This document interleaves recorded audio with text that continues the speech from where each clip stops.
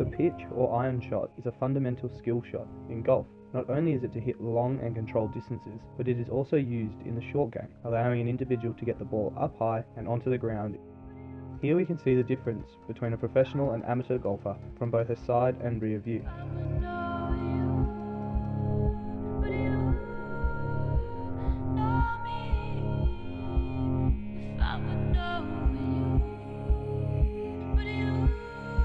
Based on the one-dimensional skill classification, the pitch or iron shot is a discrete motor skill, as there is an identical beginning and finish. It is also a gross motor skill due to the large muscular cues that are used during fundamental movements. It is also a closed motor skill, as the performer has time to set up correctly, practice their swing, and then complete the skill. Reverting to Gentile's taxonomy classifying two-dimensional skills, the golf swing is classified as a 2B skill. A 2B skill is when there is an object involved, in this case a golf ball, which is manipulated, and body stability, feet not moving throughout the skill. It also has inter-trial variability, such as direction and trajectory. Fits 3 stages of learning. Number 1 is the cognitive stage, where the participants learn to grasp the basic understanding of the skill through observation, verbal feedback, sensory feedback. We anticipate that the participant will be in the cognitive stage for weeks 1 and 2. The second stage is the associative stage. This is where the learner begins to combine the different components to the skill in order to meet the demands of the situation. The final stage of learning is the autonomous stage, where the skill execution becomes automatic, allowing the learner to focus on other aspects, such as potential obstacles or course directions. There are 5 phases in a golf swing. These include preparation, backswing, downswing, ball contact, and follow through. The preparation phase involves grip on the club and stance over the ball. There are 3 types of grips predominantly used. There is the overlapping grip, where the little finger of the right hand for a right-handed golfer sits on top of the other hand between the index and the middle finger. The second grip is the interlocking grip. This is where the little finger of the right hand interlocks or links with the index finger of the left hand. The final grip is the 10-finger grip, which is more common through amateur players, and it is commonly used in other sports such as baseball. The next part of the preparation phase is the stance next to the ball. The ball is to be in the middle of the legs and a club width away while the knees are bent. The next 4 phases are to be one fluid motion, starting with the backswing.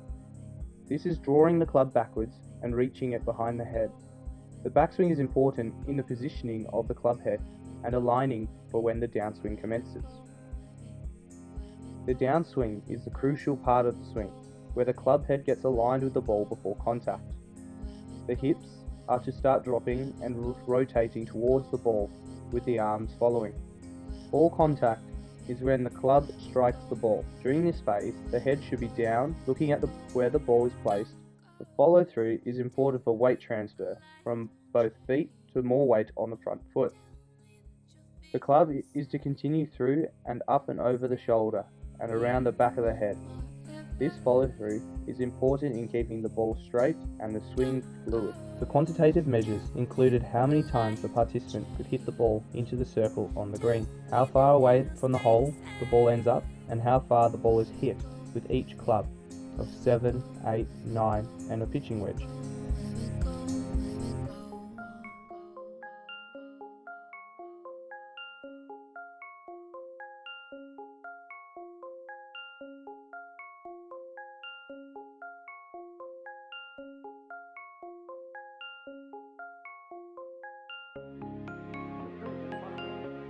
During these tests, a qualitative score was given out of 10, based on how well each of the 5 phases of the golf swing were performed. A pre-test was conducted before the skill training program commenced, which gave us a qualitative and quantitative measure of the participants' performance.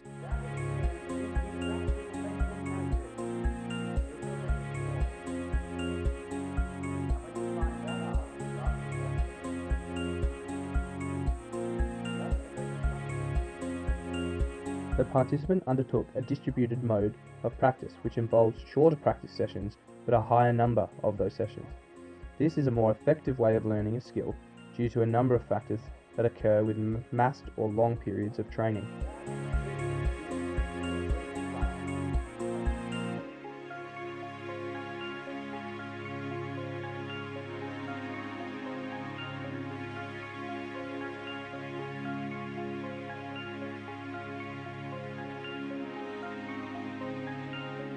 Augmented feedback is performance-related information used to increase task intrinsic feedback. It is divided into two components, knowledge of results and knowledge of performance. Knowledge of results is quantitative and relates to the outcome of performances, such as how far the ball went. Knowledge of performance, which is a qualitative measure that relates to the reason of the outcome of the performance, such as a hook or slice shot. Augmented feedback can be vital, as the learner cannot easily interpret intrinsic feedback and therefore can increase the efficiency of learning. Modeling and demonstrating is when the participant is given a demonstration on how to complete the skill without any verbal instruction before performing the skill themselves. This allows them to find their own rhythm of the skill and promote sensory feedback. Verbal cues are an integral tool used by coaches to draw attention to necessary information and to focus on the key elements of the skill. They are concise phrases that increase cognitive activation during the skill, such as stance and grip, head down, trunk rotation, and transfer your weight. Guidance hypothesis is when the learner becomes dependent on the knowledge of results and therefore ignores correct processes, intrinsic feedback, and forms maladaptive short-term corrections to combat anxiety of reaching specific goals. This is detrimental to adaptation as it promotes an incorrect way to perform the skill. Fading of knowledge of results and knowledge of performance involves frequent feedback early on in practice and a gradual decrease in feedback to reduce the dependence later in practice. Motivational strategies are put in place to reward the learner. There are two types of motivational strategies, extrinsic and intrinsic. Extrinsic motivation comes from the outside of the individual, such as awards or praise, while intrinsic motivation comes from within the learner. Memory and attention consolidation involves transferring the short-term memory of the learner into the long-term memory, which can be done by repetition and rehearsal.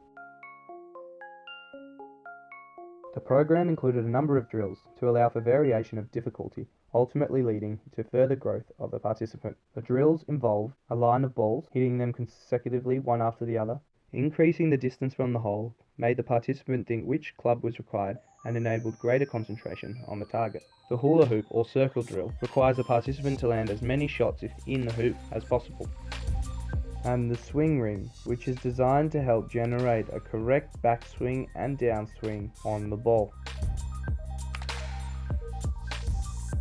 Once the training program had been completed, post-testing was undertaken to analyse the improvement of the participant.